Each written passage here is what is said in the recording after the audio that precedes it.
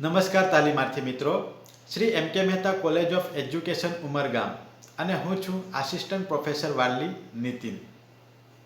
આજે હું તમારી સમક્ષ ઈપીસી અંતર્ગત થતી બૌદ્ધ કથા વિશેની માહિતી આપીશ. અત્યાર સુધી તમે ચિત્ર વાર્તા, પ્રાર્થના પ્રવચનો વિશેની માહિતી મેળવી ચૂક્યા છો. તો એવી જ રીતે ઈપીસી અંતર્ગત એવી 5 બૌદ્ધ કથા લખવાની હોય છે. તો આવી જ એક બૌદ્ધ કથા આજે હું તમારી સમક્ષ રજૂ કરીશ. આમ તો નાના બાળકોને પરીઓની કથા, યુવાનોને બૌદ્ધ કથા અને વડીલોને રામકથા સાંભળવાની ખૂબ જ પ્રિય હોય છે. તો એવી જ એક બૌદ્ધ કથા હું તમારી સમક્ષ રજૂ કરું છું અને જેનું શીર્ષક છે ઘર. એક બિલ્ડર હતો. મકાન બનાવીને વેચી દેવાનો એનો વ્યવસાય. એની જોડે એની ટીમમાં એક સુથાર પણ હતો. વર્ષોથી બંને જણા સાથે કામ કરે. બિલ્ડર મકાનનું ખોખું ઊભું કરે, પછી એને સુથાર અંદર બહારથી બરાબર શણગારીને આકર્ષક બનાવી આપે. સુથારની મહેનત, ધગસ અને કારીગરીના લીધે જ એ બિલ્ડરના મકાનો વેચાતા હતા અને સુથાર પણ ખૂબ જ ધગસથી પોતાનું કામ કરતો. એમ જ કામ કરતા કરતા વર્ષો વીતી ગયા. સુથારની ઉંમર પણ વધી. હવે એને કામ કરવાનો કંટાળો આવવા લાગ્યો. રોજે રોજ એને નિવૃત્તિ લેવાના વિચારો આવવા લાગ્યા. એક દિવસ કંટાળીને એણે બિલ્ડરને પોતાના નિર્ણય અંગે જણાવી જ દીધું. એમણે કહ્યું કે પોતાના સંચય કરેલા ધનમાંથી એ નાનકડું ઘર ખરીદીને નિવૃત્તિની જીવન ગાળવા માંગે છે એવું પણ કહ્યું. હવે આવો સરસ કારીગર નિવૃત્ત થાય એ બિલ્ડરને જરા પણ નહોતું ગમતું.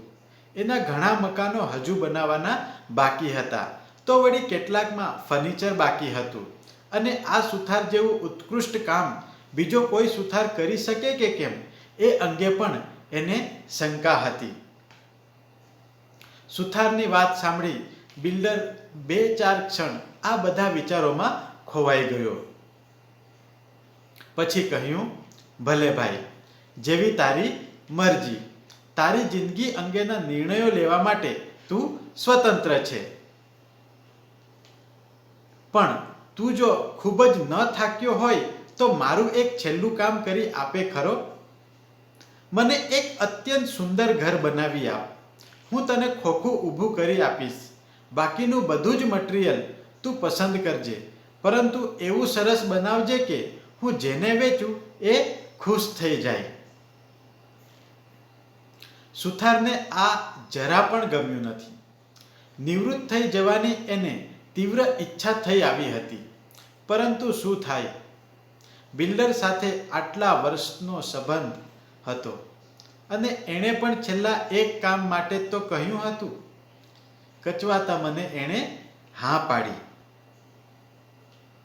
સુથારે હા તો પાડી, પરંતુ એ એની ઈચ્છા વિરુદ્ધની હા હતી.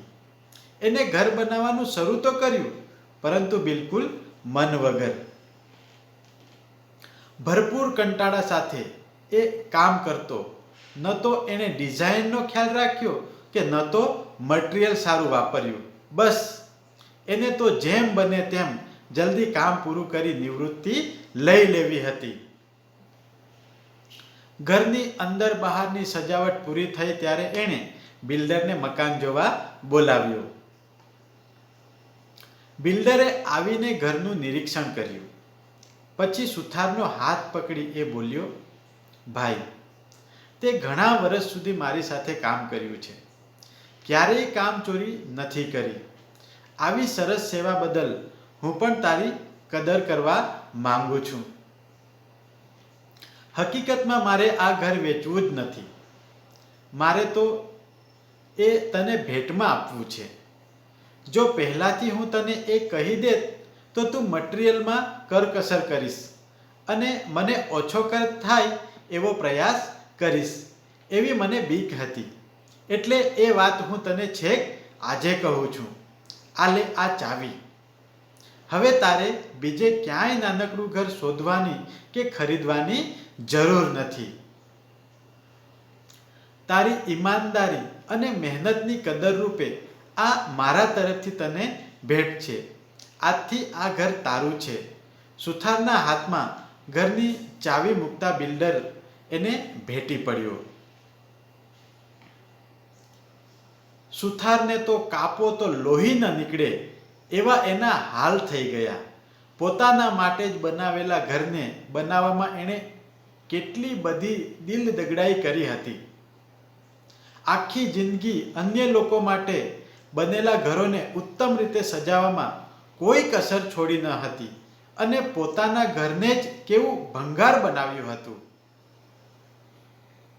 અન્ય લોકોના ઘર માટે ઉત્કૃષ્ટ મટીરિયલ વાપરનાર એણે આ છેલ્લા ઘરની બનાવટમાં કેવું ખરાબ અને ગમે તેવું મટીરિયલ ઉપયોગમાં લીધું હતું. પરંતુ હવે શું થાય, કોને કહે? હવે તો જેવું એણે પોતે જ બાંધ્યું હતું એવું જ સ્વીકારીને એમાં જ રહેવાનું હતું. હા, ચાવી સ્વીકારતી વખતે એનાથી સ્વગત જરૂર બોલાઈ ગયું કે જો એવી ખબર હોત કે મારે જ આમાં રહેવાનું છે તો આ ઘરને થોડુંક વધારે સારું બનાવ્યું હોત. તો તાલીમાર્થી મિત્રો, આ બોધ વાર્તા પરથી આપણને એવું બોધ મળે છે કે આપણે પણ આપણી જિંદગી નામનું ઘર બનાવનાર આવા જ સુથાર છીએ. ક્યારેય એવું વિચારીએ છીએ ખરા કે જે આજે બનાવીએ છીએ એમાં આવતીકાલે આપણે જ રહેવાનું છે?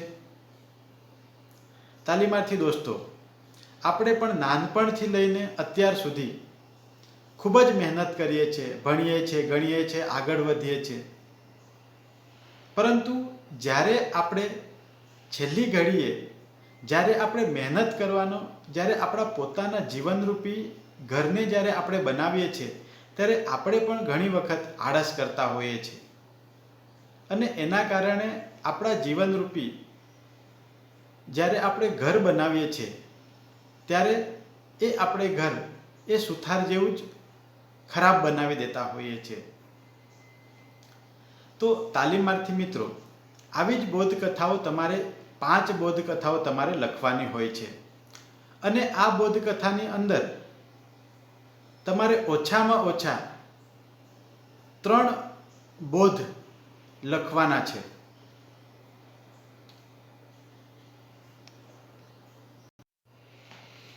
અને જ્યારે પણ આપણે ઓનલાઈન શિક્ષણ મેળવીશું બોધકથા વિશે ત્યારે દરેકના મનમાં એવા 1-2 સવાલ હોવા જોઈએ કે જેના ઉપર આપણે ચર્ચા વિચારણા કરી શકીએ. હું દરેકને પર્સનલી એક સવાલ પૂછીશ.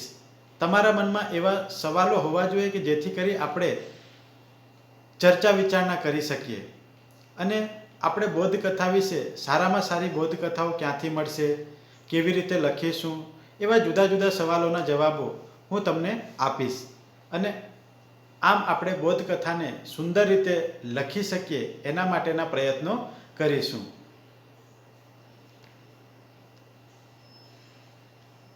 Thank you.